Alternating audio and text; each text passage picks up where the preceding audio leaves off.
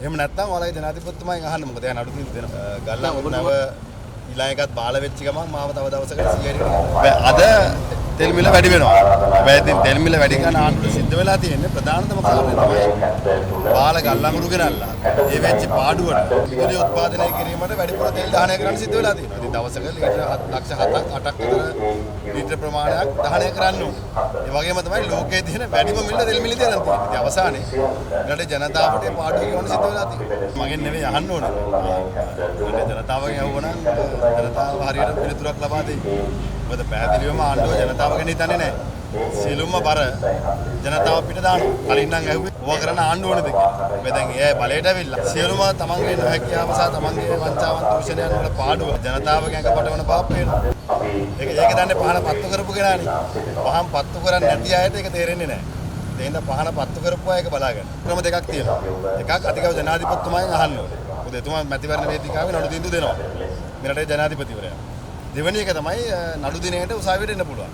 මම ආරාධනා කරනවා මාලිමාව 159 දෙනාට පාර්ලිමේන්තුවේ මම කතා කරනකොට ළඟට එනවා වගේම නඩු දිනේදීත් වාඩිලා හිටියොත් හොඳයි. මොකද ඒතකොට එයාට දැනගන්න පුළුවන් ඇත්ත කතාව. තැන්වල කියවන්න නැතුව 159 දෙනා උසාවි දවසට උසාවියට එන්න. එහෙම නැත්නම් ඔයාලගේ ජනාධිපතිතුමාගෙන් අහන්න මොකද එයා නඩු තීන්දුව දෙනවා. මැතිවරණයක් තියන්න. මැතිවරණයක් තියෙන බලන්න. කිව්වොත් හොඳයි කියලා මට හිතෙනවා. මොකද එක පැත්තකින් ජනතාවට අවස්ථාව දෙන්න ඕනේ ප්‍රාමගේ ප්‍රාදේශීය නායකයෝ තෝරගන්න. ඒ වගේම අද පළාත් සභාවල තියෙන බලය සහ මුදල් පරිපාලන ජනාධිපතිවරයාගේ දේශපාලන නියෝජිතයෝ නම දෙනෙක්ට දීලා තියෙනවා.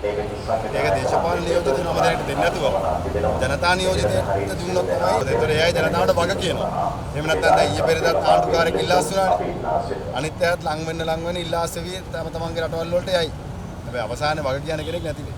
ආණ්ඩුව අවුරුදු 3මාරක් යනවද නැද්ද කියන එක නීතියානුකූල මත මැතිවරණ කොමිසම තීන්දුව කළ යුතු කාරණයක් සාමයට ජනතාව තීන්දුව කරන්න ඕන කාරණා. හැබැයි ඉතින් ආණ්ඩුව ඔය පුටුවේ වාඩිලා ඉන්නකන් ඒ ආණ්ඩුවෙන් වැඩ ගන්න එක තමයි අපේ වැඩේ. ඉතින් අපි වැඩ ගන්නවා. ආණ්ඩුවේ වැරදි පෙන්නල් දෙනවා. ආණ්ඩුවේ නොහැකියාව පෙන්නල් දෙනවා.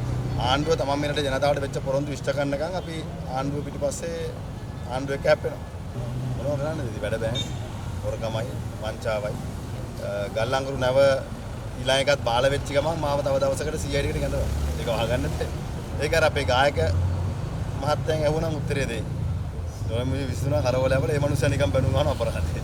පැහැදිලිව අපි තාමත් ශක්තිමත් දේශපාලන බලවේගයක් විතර ගොඩනගා ගන්නවා. අපි ඕනෑම මැතිවරණ අපි ලෑස්ති. විපක්ෂයේ ඉන්නේ ආණ්ඩුවේ නෙවෙයිනේ.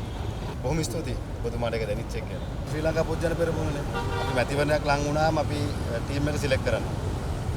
මැච් එකට කලින් ඔක්කොම ප්‍රැක්ටිස් කරමු. එහෙනම් ගම්වලට ගිහලා හැම පක්ෂයක්ම සංවිධාන බලවේගය වෙන්න පුළුවන්, පොත්ජන පෙරමුණ වෙන්න පුළුවන්. අනිත් සියලු විපක්ෂ දේශපාලන පක්ෂ ගිහලා ජනතාව එක්ක මේ මිනිස්සු එක්ක කතා කරලා මිනිස්සුනි පෙනී හිටින්න. අවසානයේ මැතිවරණ ඉදිරිපත් වීම අපි තීන්දුව කරමු. දැන් කලබල වෙන්න හොඳ නැහැ.